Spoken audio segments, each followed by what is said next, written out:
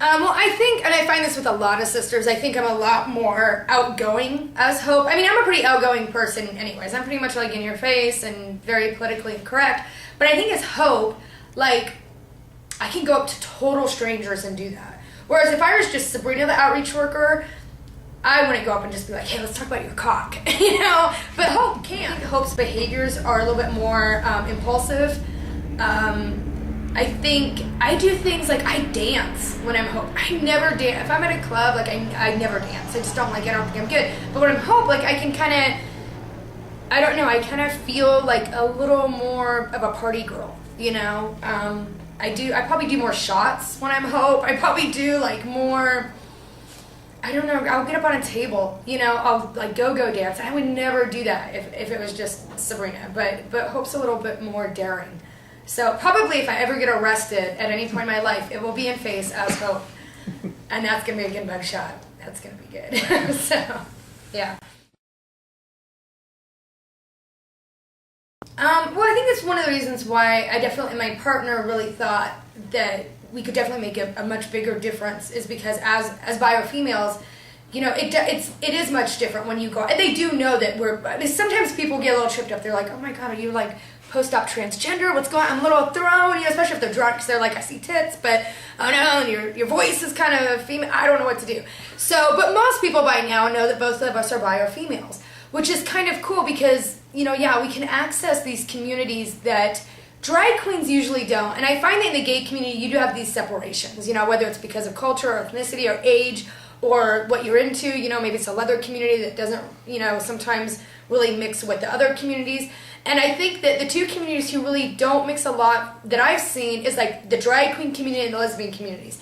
And what sucks with that is it's not because of like that they don't like each other. Because who doesn't like a good drag queen? And who doesn't like a real fun, awesome butch lesbian, you know? But for some reason it seems like it's like oil and water. Whenever you see them at like pride festivals or at like you know, a club, it's like they're on opposite sides of the room, you know? And it's really weird. So that what we have found is that when we're in the dragnet attire and we go to a lesbian event, they're like, oh, okay, so that's our people, but yet they bring this element of this performance art that is the sisters, and they're doing drag, but they're doing a different kind of drag. So it's kind of cool. It's kind of like we can be a part of that culture and that community and still bring the message of the sisters and still bring the liveliness and all of that of the sisters. And so it's kind of cool. It's kind of, I kind of think it's like this really awesome sociological experiment, you know? And we went to a lesbian event about 2 weeks ago, and a lot of the lesbians like didn't really know the sisters. And I'm like, how could you not know us? Like, we've been in town for like 5 or 6 years now, and you've seen us at the pride events. But I think it's because they've pulled away. So we started talking to them, and we started talking about things that affect them.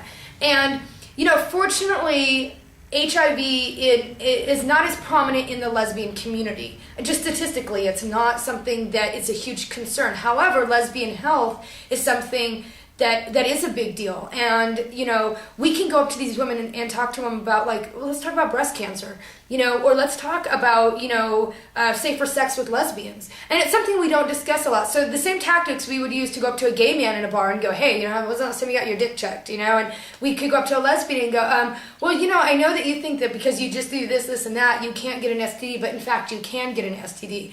And, you know, lesbians should be checked for STDs. And lesbians need to use lubricant. Lesbians need to use barriers, you know, all those things. So we're bringing in, like, the same message and the same activism and advocacy, but we kind of change it up a little bit. And I think that they appreciate that, you know. Most of them have said they do. We have never been attacked by a lesbian so far, so that's good. Yeah. Well, I think what's interesting is sometimes, you know, the sisters, we kind of stay within the same community. Most of our outreaches are in the gay community, and or in the queer community, and I think that even within that community, we disturb some people. We really do. There are some people in the gay community who kind of wish we would tone it down, kind of wish we wouldn't represent them. And you know, this goes far back because I guess we could be considered like an extremist in our community. And so sometimes we get shit from our own community because they're like, oh, sisters, you know, you're kind of disturbing us, you know? But that's the whole point. You know, that's the whole point of being outside the box. It's the whole point, you know, if within your life, you're going to step outside the box and identify as something different and live your life truthfully, then sometimes there's other stuff in that community that you got to kind of be okay with it. So I don't think that's just about like, going to an event where there's a bunch of like straight Christians and, fucking with their heads, because it goes beyond that. It's also about within our own community. And, I think it's very interesting why people aren't comfortable around people who are extremists, because there's all kinds of extremists, and there's good extremists and there's bad extremists. And for us, I think that more often than not, we do really great work, and and the stuff we do, it's amazing, and it impacts the community. But I think what's even more amazing is how people react to us. Because there's even like, there's that moment in the bar when we walk in and there's the gay guy at the end who's like trying to be closeted and trying to be like, I'm just trying to be mainstream gay. Let me just be my, like I'm just wearing my khakis and I'm just having a drink at a bar and I just want to be like, a non-threatening gay person. And here comes this drag nun, and he's like trying to hide and he's like, oh my God, please no. And we come up to him and we're like, hey. And he's like, yeah, and I think he feels like maybe we're going to pull something out of him or something, or make him get in a dress, and it's not about that. It's just about saying, hey, we're all connected, on a human level, but also, especially within the gay community, we're all connected, because we're all kind of freaks, even the most normal, non-threatening, mainstream gay person is kind of a freak in someone's eyes. So I think it's great that we can all kind of comfort each other in that, I wasn't even around when the Sisters started 30 years. I mean, I was like a year old. But I think you had a group of young men who had already tried activism. When you look at the founding Sisters in San Francisco, and you look at these guys and who they were, and they were already prominent in the gay community. They were already trying to shake shit up. And stuff wasn't working. And I don't know what brought them to the point where they thought, let's just put a nun's habit on and go out there and just really get some attention. But they did, and it worked. And it was around Easter, so I'm assuming that probably it was just kind of, timely for them to think, well, let's try to take Catholicism and kind of intertwine it with that. And if you really think about the real core element of what the sisterhood is, it's helping total strangers. It's helping people that you might not agree with them, and on some level maybe there's judgment that happens. I mean, that's very Christian-like. That's a very Jesus-like thing to do, is just to take somebody you don't even know and look at them and go, you know what though, I see value in you, and maybe I can help you. And so I think there's a lot to Catholicism and Christianity that the Sisters really do represent.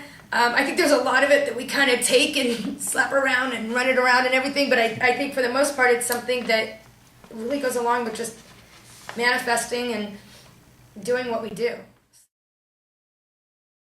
Well, I think every time that we work with clients with our SADAP program, I think I'm really proud, because again, working in the system for as long as I did, it's really hard. It's really hard to do casework, because sometimes you just see so many clients, you help them and then they 10 steps back, or it's the bureaucracy of the system that just makes you just want to give up and just, go to another profession. And with the Sisters, it's so beautiful, because we go out there and we raise this money, and sometimes we work our asses off to raise this money. Like every penny that gets dropped in that coffer, it's like that every single bit is going to go directly to a client. And then you see the client, you sit down with the client, and you talk about their life and what's going on, and how can we, these meds aren't getting to you, and they say their story. And I don't know what person wouldn't want to try something radical to try to meet that need. And that's what we do. We go, well, you know what? Okay, so let's see, you kind of fall between the gaps of being able to get insured, or ADAP can't help you because your med isn't on their, bureaucratic formulary, or maybe you just don't have your identification right now and you'll get it in a month, but right now you need your HIV meds. So we go, okay, well, how much are these going to cost? Okay, $600. And we say, okay, go to the pharmacy, you get your meds, and then we, write our check to the pharmacy for $600 from money maybe that we just raised that weekend. It's really kind of awesome to see that system that simplistic and that pure and that effective. Every single sister I work with here, I'm proud to work with. When we go out, we manifest, I'm so proud to work with them. And then when we sit down and we figure out how we're going to implement SADAP and how we're going to give the money, I'm so proud. There is not even